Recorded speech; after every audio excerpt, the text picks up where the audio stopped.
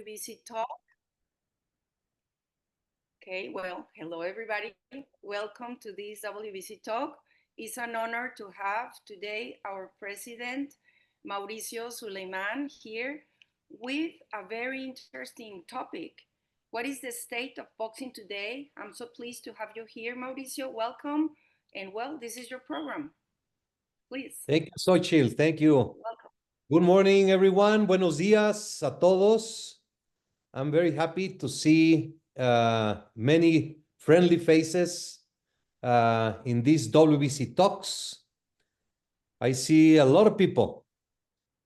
So the way I would like to do this presentation, this topic of the status, the state of boxing of today, is basically talk about several topics. And at any time anyone wishes to make a comment or have a question, please proceed. I see Jose Farro from Panama, Frank Garza, Jairo Jaurado, Tim Cheatham, Jonathan Lanzagorta, Tom Milley. Milley or Mille? Millie. Tom Milley. Phil Austin from Australia, Axel. We have Moses Sawana, Alexander Walter, Germany. Rocky, I don't know which Rocky this is. Maybe Sylvester Stallone is joining us. Lucas Corsun, Raúl M., Nancy Rodriguez, Jürgen, Obed Olivares, and some members of the WBC University. Anyway, we're going through, I see Abigail Perez, Miriam Rangel, Andrés Valderas, Chinchilla, Manuel de Jesús Juárez, Stephen Blea. Okay, so basically, mi tío José Mansur, we are going through a very important moment in the history of boxing. We are entering October 2025.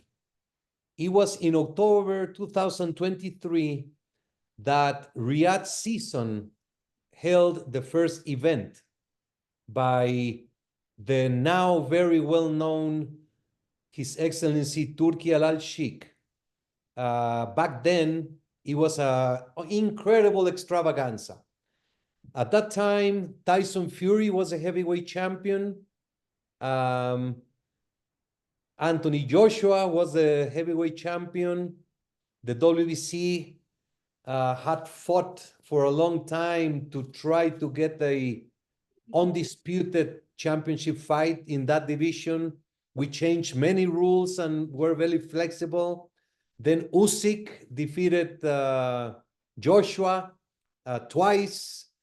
And what happened? Tyson Fury fought Francis Ngannou from the UFC. I was there. Everybody was there, all the champions. And it was just an unbelievable opening of a new world for boxing. From that point on, Riyadh Season held a sensational tournament in the heavyweights. In all those fights in these 2 years, ended up in what today is Alexander Usyk as the undisputed champion. No more Fury, no more Joshua, no more Wilder. Sang, Parker is an interim title, but there has been so much movement only in the heavyweight division.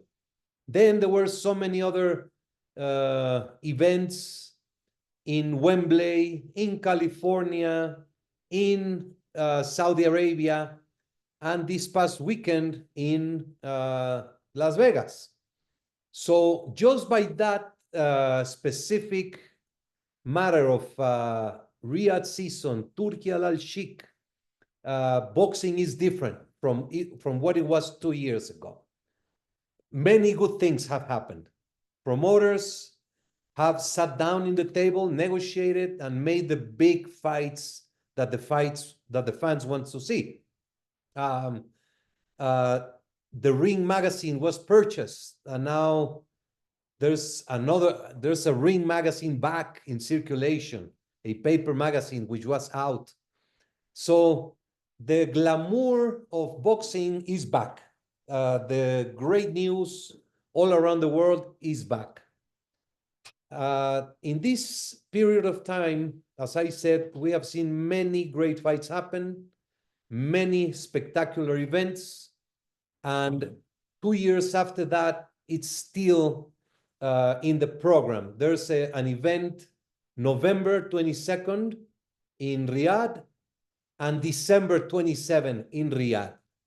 So the boxing world, with the influence of Saudi Arabia, has generated many beneficial aspects. There have been a few matters that are for discussion, which is such an influential figure making the decisions of who fights who with the money that they can pay, and some fighters having to take decisions such as vacating titles or not fighting a fight that they had to fight, etc., etc. But my way of being will always be positive. We are here to build and to create and to support. And since day one, we have supported Riyadh season. We did lose the champion Bivol. He did not accept to fight the mandatory against Benavides. So it was his decision. He decided not to fight the mandatory. And the end result is that Bivol has been inactive. Beterbiev also, there was nothing, there was no trilogy. And Benavides will be fighting November 22nd, defending his WBC title. So that is a matter that, to be very clear, openly, the WBC supports Saudi and His Excellency Turki Al-Sheikh. We support Riyadh season and the Ring magazine efforts. And we continue to try to do our best within the WBC rules to manage our WBC championships. We have ordered Christian Mbili to fight mandatorily the rematch against Lester Martinez. If you saw the fight in Las Vegas on September 13, it's one of the best fights we have seen in a long time. Why did we order a rematch? Number one, for some unknown reason, the fight was scheduled for 10 rounds instead of 12. There was threat for the fight not to be a championship fight, which was absolutely against Mbili, who's a champion, and Lester, who was fighting for the title. Number two, public demand. There is not one single person in the world who does not want to see that fight. We all want to see what is going to be the next chapter of Mbili against Lester Martinez. Mbili is originally from Africa, Cameroon. He has a great relationship with the WBC. He was the WBC Continental Americas champion for 3 years.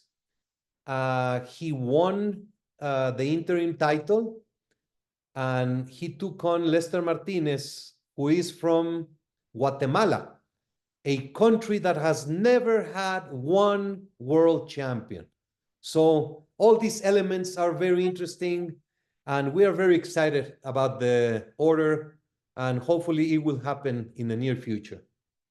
We had the fight, Canelo against Crawford, a fight which was built on the undisputed branding, a fight for all titles. WBC, WBO, IBF, WBA, undisputed super middleweight championship. And at the end, there were so many complications for us as an organization that it is a week to forget. I am not going to go into negative things. I have a deep hurt feeling from what happened because we were treated like never before. Me as president, Alberto Leon, who was a supervisor, and all the other organizations were completely put aside in a most disrespectful manner. But I'm not going to go into negativity once again. What we saw is perhaps the changing of an era, with Crawford dominating Canelo in a spectacular event. The football stadium sold out, 71,000 people, great ambience, many movie stars, athletes from other sports, and just it was the energy which lived up to the expectation. The fight was great, and the new champion, we have to celebrate Terence Crawford, 5-division world champion, 3-division undisputed champion, 42-0, undefeated, 11 years as a world champion.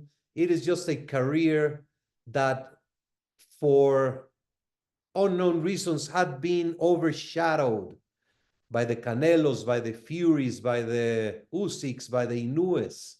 But this is the time of Terence Crawford to shine and to be recognized. We are joining. There's a very nice parade in Omaha. We have sent a representative to be there to honor Terence, and we're looking forward to meet him also in Mexico and at the WBC convention. Talking about the convention, we have unbelievable plans. It's going to be November 30 to December 5th in Bangkok, Thailand.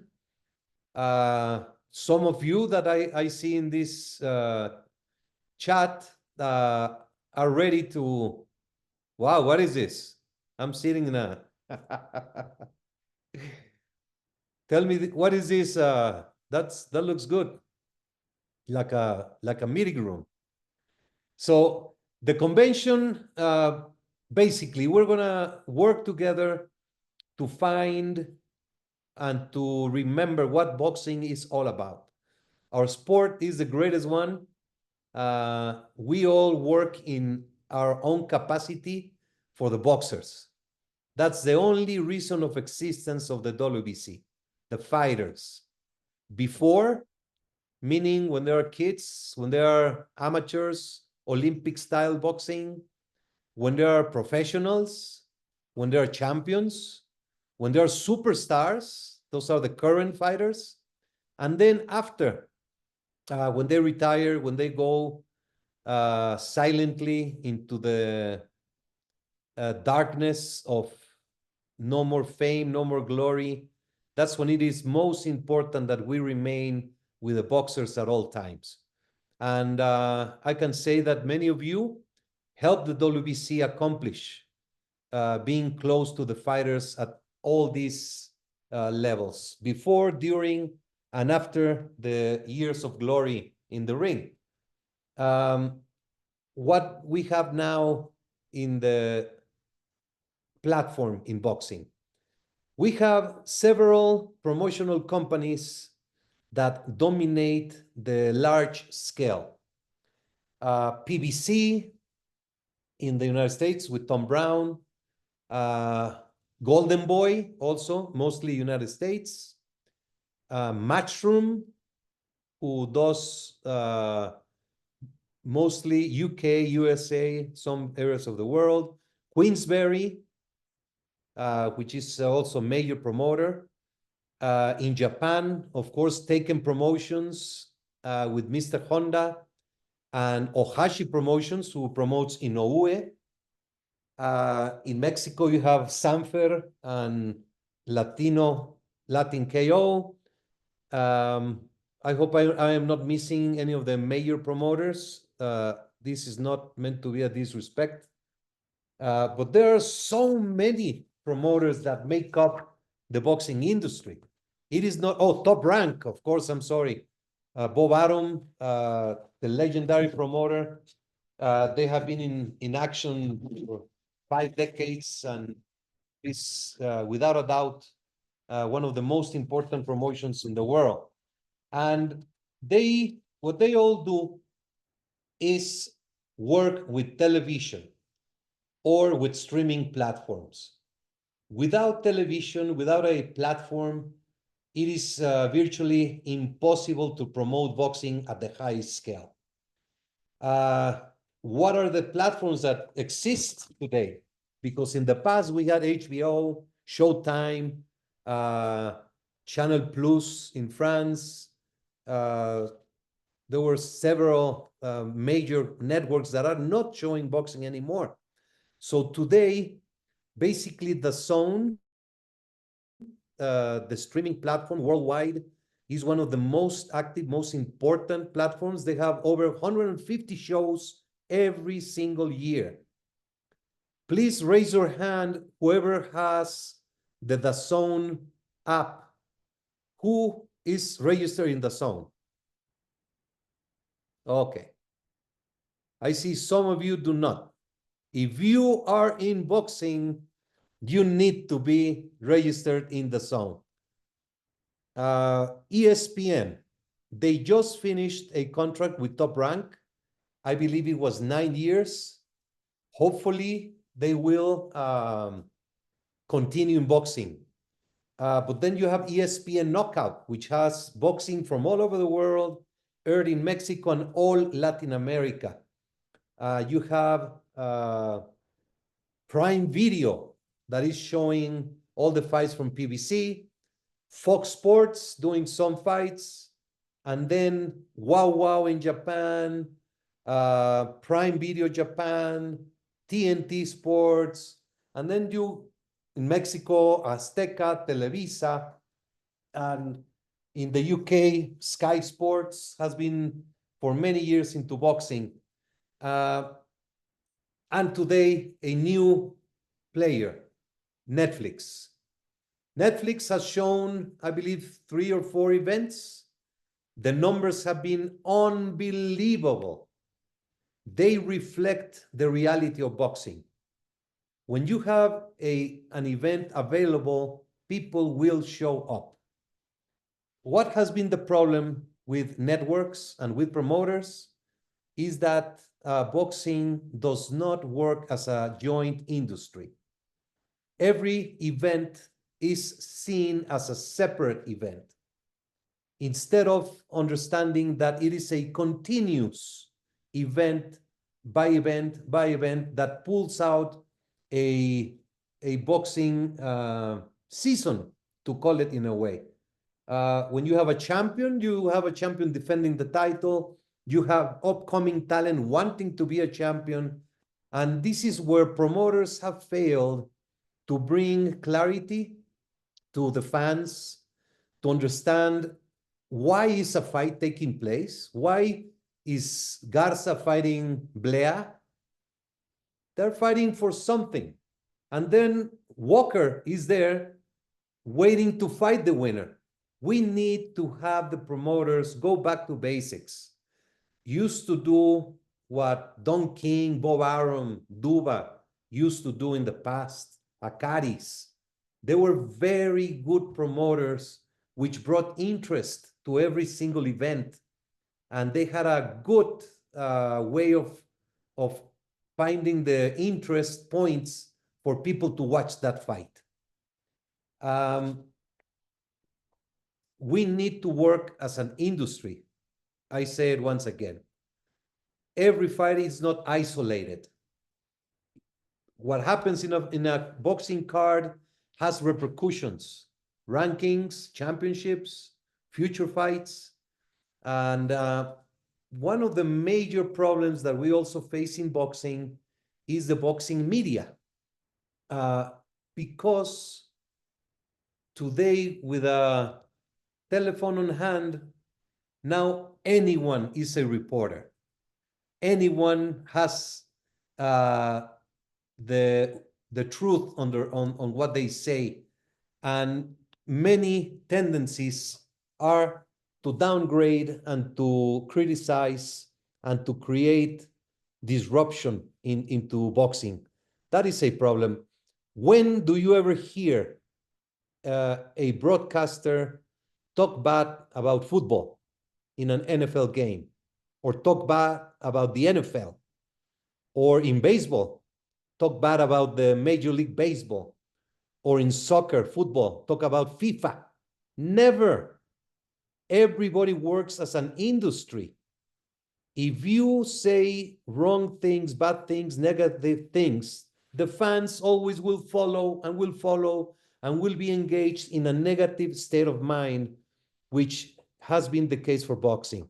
I remember watching HBO and the constant critics by Larry Merchant, and everyone is even who is in boxing starts to believe that boxing is dirty and corrupt and a bad sport. That is not the case. We need to work together and shape our sport in a better, positive light in every aspect, and we all can do it in whatever capacity you are in, whether you are a judge, you are a referee, you are a promoter, a manager, a member of the board of governors, if you own a company and you're any influence you can have to the press, to the fans, to the fighters, to anyone in the industry, be positive. I want to show you okay, I'd like to hear something. Anyone has anything that they would like to share? Phil, please. Alexander from Germany. Phil Austin. Thank you. Sorry, it's always me, isn't it? Just what you were saying before, I think one of the most important things, and I'd like to hear your take on it, is the emergence of Netflix as a player. Personally, I think one of the things that has crushed the boxing over the last decade or so hasn't just been the promoters. It's the fact that everything has been pay-per-view. Once upon a time, the stars of the future were free on TV, so people could see them to start with, and then they built a following and were worthy of pay-per-view events themselves. We've had so many great fighters who have been secrets, and I think going forward we might see a return to the heyday of boxing where people were tuning into Netflix because it was free and seeing the Imbiles of the future. What do you think? That is a great point. A very brief history.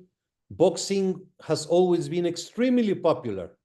Before television, people would sell out stadiums and arenas all over the world. 100,000 people in New York, in Philippines, in Europe, in Mexico. Then came television, which brought thousands in an arena to millions at home. It was great for the explosion of the sport, but then when people started staying home to watch the fights, they did not go to the arenas, and had an effect on the gate and the ticket sales. Then came I'll go to you, Frank, in a minute. From free television came in cable TV. So you had the free television, and then you had the premier fights on cable TV. You had to pay to be on cable. And from there came pay-per-view, which killed many, many, many generations of fighters because poor people could not pay it was a great business for a few, but a disaster for most of the industry. Today, we're living an era of streaming, and also pay-per-view is not the business it used to be because people steal the signal. There's so many ways of watching fights for free illegally that have put the business of pay-per-view in jeopardy. and it has complicated. The best scenario is a combination of them all. If you have free television, you can see the upcoming talent. Then you have cable networks having boxing. Then streaming, whether you pay or it's free, and then the big events in pay-per-view, it's okay. Yes, Frank.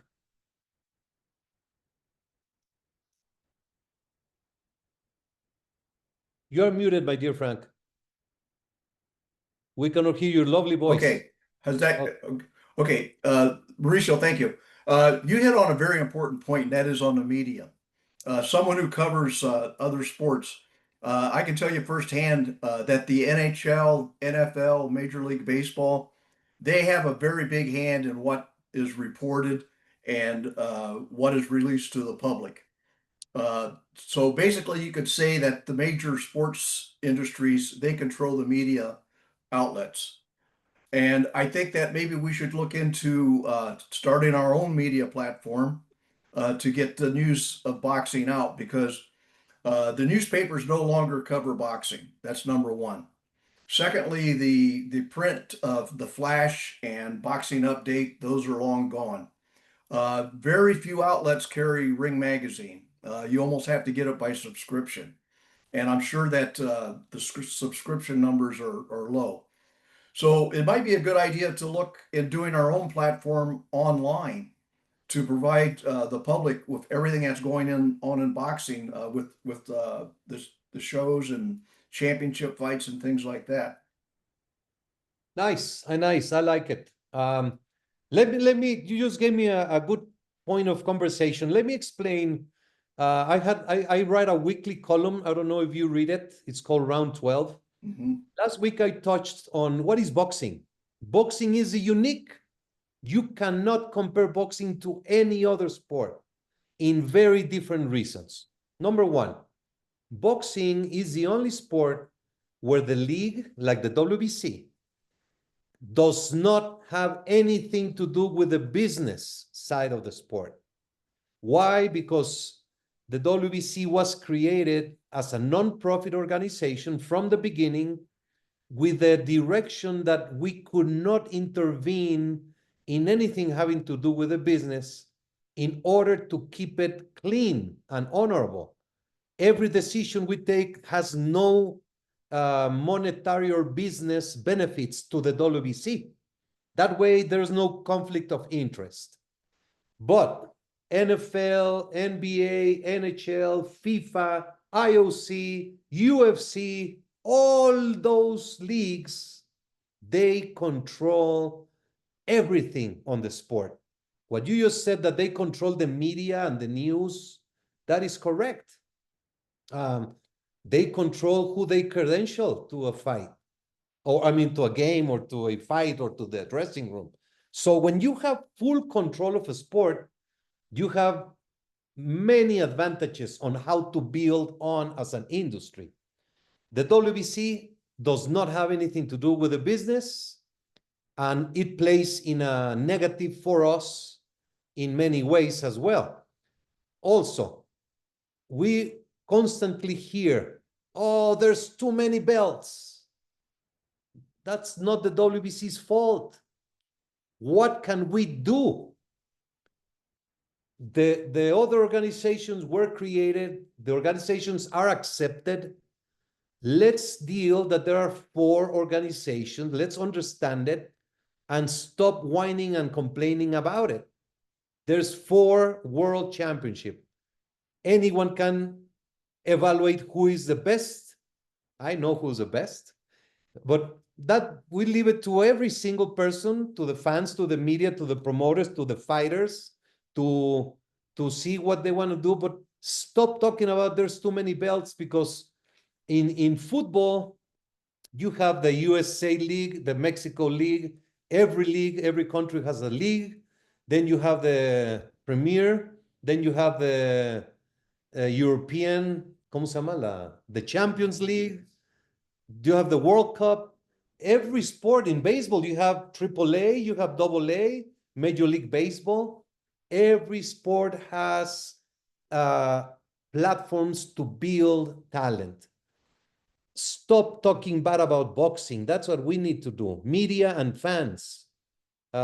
Stop looking at the good things. I think, Alexander, you wanted to say something? Somebody else want to say something? No. Okay. I'm not so good at this, but let me know if anyone wants to say. Let me tell you one of my great inspirations right now. It's the WBC, the Riyadh Season WBC Boxing Grand Prix. It was the dream of my father to do the professional boxing World Cup, to have the ability to see talent, young talent from all over the world, get into the ring and find the new Chavez, the new Canelo, the new Floyd, the new Pacquiao's, the new Crawfords. When that was on the way, back in 2011, 2012, the first event was to take place in Mexico City in October 2013. My father had heart surgery October 1st, and he never left the hospital from there. So eventually the concept died, the World Cup was finished, and it didn't happen again. When I explained this to His Excellency Turki Al-Sheikh, he loved the idea, the concept. He asked the WBC to prepare a proposal, and the concept was born, the Grand Prix. A very nice person. ¿Cómo se llama este? No. My dear friend from Tyson Fury camp, Spencer Brown. He came up with a name, Grand Prix. I love it. He had some plans on doing things worldwide, and he must get also recognition from this concept. Anyway, what we have found, we were able alone to get 128 fighters, 32 per weight category in 4 weight divisions from all over the world. No promoters, no managers participated. It was an open invitational. In fact, I believe the major promoters did not believe it was going to be happening or even to be a success. When we were there in April in Riyadh and saw the first 128 kids, and the first bell rang, and we sanctioned 16 fights every day, 4 days in a row. It was unbelievable. Ring officials, supervisors, medical, everybody was exhausted at the end of the 4 days. Can you imagine doing the weigh-in at 9 in the morning for one category? Then go to the arena and sanction 16 bouts, non-stop. Go back midnight and then do it all over again for 4 days. The end result has been unbelievable. We're going October 19 for the semifinals, and then December 20th for the finals. If you have not seen the action, you can watch it on the zone. You just go the zone, and then you will see the Grand Prix, and you can watch from the first fight. You can watch by division, or you can watch the highlights. You can go in YouTube, the zone YouTube, and also you can find them. If you have not seen them, you will see the great talent that there is. We've seen South Africa, Argentina, a couple of Mexican kids, Ukraine. We had 52 nations represented at the beginning, and now we're closing down, and it's going to be very, very interesting. So going back to what it is, a Grand Prix, it is a tournament.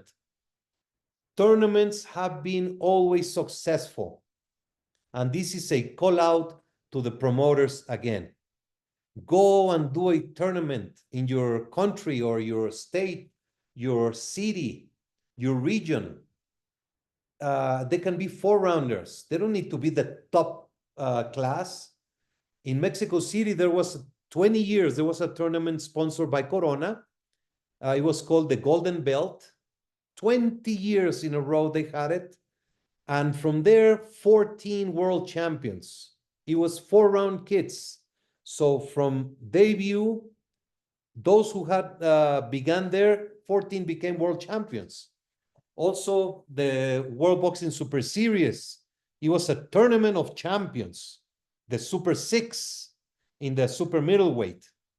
Don King's heavyweight tournament, which crowned the undisputed Mike Tyson. So that's another call to action for promoters, even amateur boxing. Anytime you have influence, propose and try to make tournaments happen. This is very good for the fans because they see the progress of one fighter. They see him on the first fight, he wins. They see him again, they get engaged with activity. One of the big problems of today is that fighters fight 2-3 times a year, even the 4-round kids. Having that, it's easy to just go and find a job because you cannot live from boxing in the early stages. We don't have sponsors in boxing. Regrettably, we have been seen as the corrupt sport from the Chicago era, and major corporations do not want to put money into contact sport. But what is football? The most contact sport that I have seen. So what we have seen in this year, where we stand today is with huge events. We have several candidates to be the pound for pound king, like Crawford, like Usyk, Inoue, and many other fighters that are right there, even still Canelo. And that's the problem when they don't have the activity. That's where we need to have the Rex Walkers of the world with the Youth World Championship, under 24 years of age. This program has been in existence for 25 years, Rex. How many world champions have you crowned from the youth eventually became world champions of the WBC or any other organization? Mauricio, we've had over 1,000 fights and we've had 110 champions come out of that, world champions. Not all of them from the WBC, but with the other organizations. Canelo was a youth champion. Yes. Samuel Peter, Danny Garcia, so many fighters began through the WBC. Let me tell you how Manny Pacquiao, the kid who used to eat garbage, food from the garbage cans, he first became WBC international champion. From there, he won the OPBF, which is the Oriental and Pacific Federation affiliated to the WBC. Then he won the WBC flyweight title, 112 pounds. From there, he went on.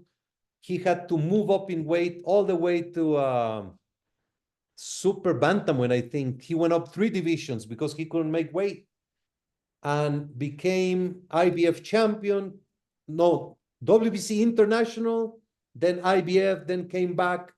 WBC, he won 5 WBC world championships in 5 weight categories. And that's the structure that the WBC has. International title, Continental America's title, Latino title, European, African, South America, Central America, Youth World Championship.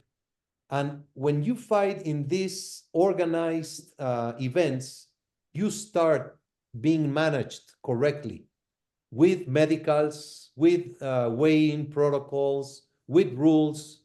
That's why the WBC has a huge platform worldwide where we pride to have absolute opportunities to the so many fighters. Does anyone would like to share something?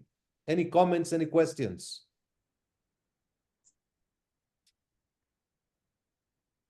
Okay, so what I also like to mention, there's a couple of good alternatives in boxing today. OTX, it is a overtime boxing. They are very successful with basketball.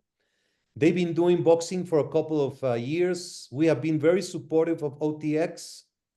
And Tiara Brown, the current WBC champion, came from OTX. She went to Australia and defeated Sky Nicholson.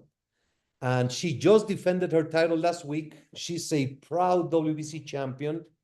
What OTX, it's called overtime boxing. If there is a draw, they fight one more round. So support if they come in and they try to do something innovative. We work with the Boxing Commission, Robert Lenhart, Jill Diamond, support OTX. Also, ProBox, it is a network that has been showing boxing.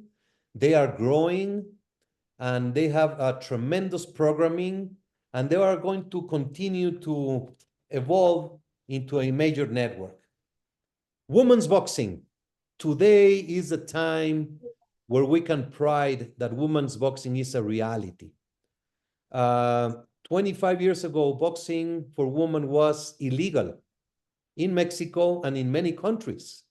To see a woman in the ring was an occasion to bully them, to harass them in many ways. The WBC began the World Championship for Women in 2004, the first organization to do so. And we did that with absolute responsibility, with a medical guidance, with a medical research, with a marketing support, begging promoters to put women on their cards, begging managers to do something for women, begging boxing commissions to allow boxing fights for women. We have done 4 women boxing conventions exclusively to address the rules for safety, to address how they can market themselves to have more market value, how they can even have opportunities of making money outside of boxing. And then this year we had the summit in Las Vegas, which was a huge success. We will continue to fight for women. Today there is a challenge, a group wanting women to fight for 12 rounds and for 3 minutes. We have been absolutely against doing such because it is very dangerous. Men and women are different. This is not sexist and this is not discrimination. All to the contrary. If you look at that skeleton, women and men are completely different. We have hormones that are different. The menstrual period, once a month for women. The neck area is different, and they are 90% more susceptible to a brain concussion. The WBC will never give up to trials for popularity or for a business opportunity that some are trying to find, making women fight 3-minute rounds. Of course they can fight 3-minute rounds. Of course we could go back and have 45-round fights like it was before, 45 rounds or 15 rounds. Men can fight 5 minutes or 10 minutes. They can fight bare knuckle. They can do the slap competition. It is not the athlete's fault. They are willing to do anything to earn a decent living. Anything. It is the promoters, the networks, the fans willing to support those inhuman practices. And there's going to be blood in those people's hands at one time. The WBC will never go against the principles of safety for fighters, whether you're a man or you're a woman. There's so many things still to do. We're trying day after day to implement protocols and measures to make boxing safer, only to turn around and see that people are doing all these different things, kicking and slapping and bare knuckle. Bare knuckle is savage. It's a Roman circus. But as I said, it's not the fault of the athlete. As long as we continue and work as an industry, once again, we need the unity of everyone. So I just try to put in perspective where we are today. I hope you have enjoyed this WBC talk. There's so many topics that we can discuss. What we are doing in the WBC is a big effort.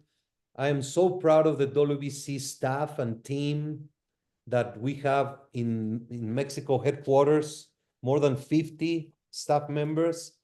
WBC University, who does a tremendous job in keeping us communicated, in bringing technology and education to our sport, to the Ring Officials Committee working so hard week after week, to the medical committee that also, they're heroes of boxing, heroes of humanity, all working together. The WBC Cares, that is worldwide.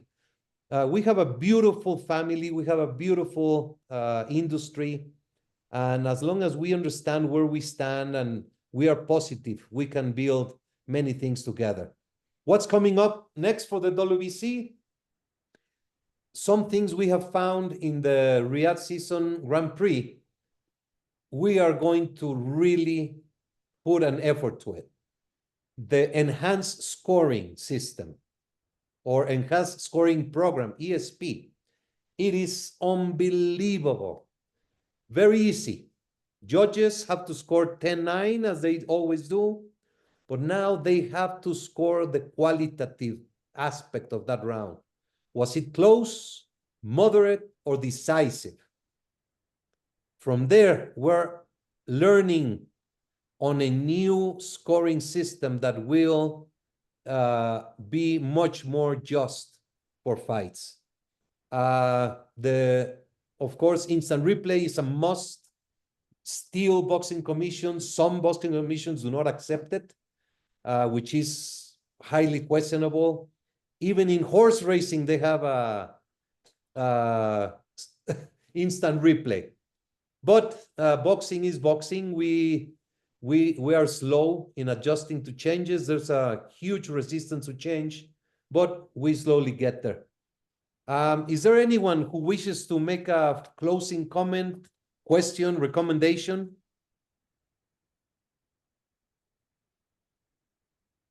They're shy, Mauricio. No. No, come on.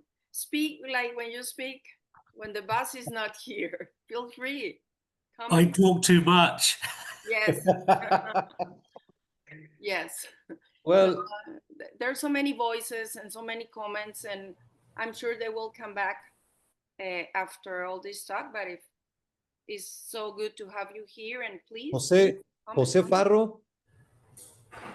Sí, buenas tardes a todos, ¿qué tal? ¿Cómo están? Quería hacer un comentario con respecto al boxeo femenino, en línea con lo que mencionaba nuestro presidente, don Mauricio, que un aspecto positivo que se ha venido resaltando en los últimos meses es que la promotora de Jake Paul, MVP, ha estado apoyando muchísimo al boxeo femenino, a las mejores boxeadoras libra por libra, y se les ha estado motivando, incentivando con contratos bastante lucrativos y peleas de alto perfil, lo cual realmente es bastante beneficioso para todo el boxeo en general, principalmente para el boxeo, la rama del boxeo femenino, ¿no? En particular.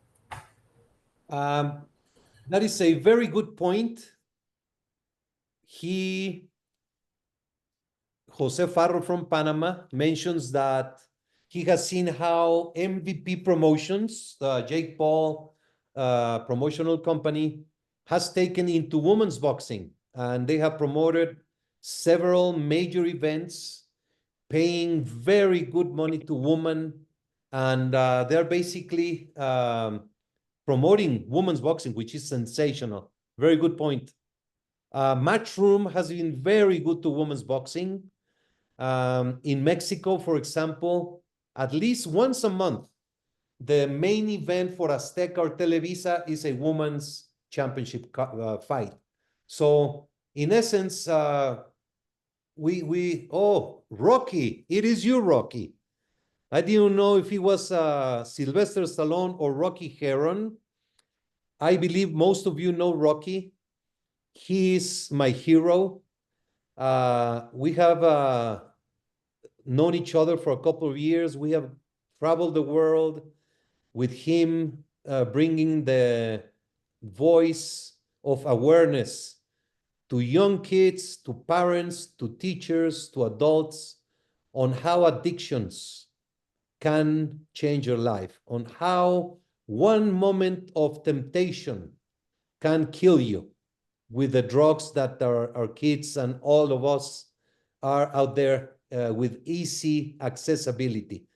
Rocky and I have developed a program that, tell us briefly, Rocky, about the Champions program that you're gonna be starting very soon. Thanks, Mauricio. Hello, everybody. Yeah, so for the last 5 years, Mauricio has been incorporating me into WBC events to share a drug prevention message. And I've spoken at the convention, you know, that drug abuse is not just a problem in the United States, it's a growing problem everywhere in the world.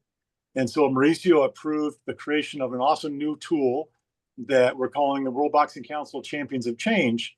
And in partnership with WBC University, we're creating an online teaching tool that the kids can have access to in schools, boxing clubs, anybody that wants it. It's free, and the kids will enter, they'll register digitally, they'll get a greeting from Mauricio, and then they'll go through eventually 6 chapters of education. Right now we have drug abuse, some videos that I made, and we have a section on fair play and good sportsmanship. But we are creating a section on digital dangers, phones and social media and sexting and grooming and all the terrible things that are getting to our kids. We're going to have a chapter on nutrition and physical fitness, anti-bullying and good citizenship. And if the students complete the steps of this online digital process, at the end, they'll submit a work of creative art, a painting or a poster or a TikTok video or a poem in support of some of this messaging. And if they complete all of that, then they will get a certificate from Mauricio certifying that they are a World Boxing Council Champion of Change. And then the beautiful thing is, as we go around the world, we will be registering potentially many thousands of kids electronically. And then through WBC University, we can periodically message those kids with continuing messaging. We can offer them educational opportunities to learn more about boxing and judging and refereeing. And just, it's a great way for all of us collectively to bring lots of kids into the WBC family and to keep them engaged. This is something that each one of us, we can be a champion of change. You don't have to be a kid. You can be any person. And basically, when you go through it and you understand how one smile, one greeting, one hug, one good word can change the day of one person and even the week, the month, or the life of one person. And it is everything we have learned is through the WBC throughout the years, through all of you, through Frank Garza sending you a message when your dad is very sick and inspiring you to continue. When Stephen Blea goes out and changes the world in Colorado and represents and cries in the WBC talks. When Jürgen greets his friends in Germany and go on a bike tour with people he had no idea they had any common. Just look at Jürgen and look at Jose Mansour. completely different. They go out in the bike. So this is a beautiful family. I like to thank you so very much for sharing this hour with me on the WBC Talks. Xochitl, thank you so much for allowing me to be part of it. Next is the masterclass with Dwayne Ford next week or 2 weeks from now? Next week, next Wednesday. Next Wednesday. So we'll be doing the masterclass on officiating. And I wish you all a beautiful weekend. I hope the Dallas Cowboys can win to give me a little happiness. I doubt it, but the most likely Parsons will kill the Cowboys on Sunday. Let's go. Let's come together for a hug as we do always. Have a beautiful day, beautiful week. And thank you so much. God bless you all. Thank you. Gilbert, listo. Gracias. Gracias, Bye, Mauricio. everybody. God bless. Bye, everybody.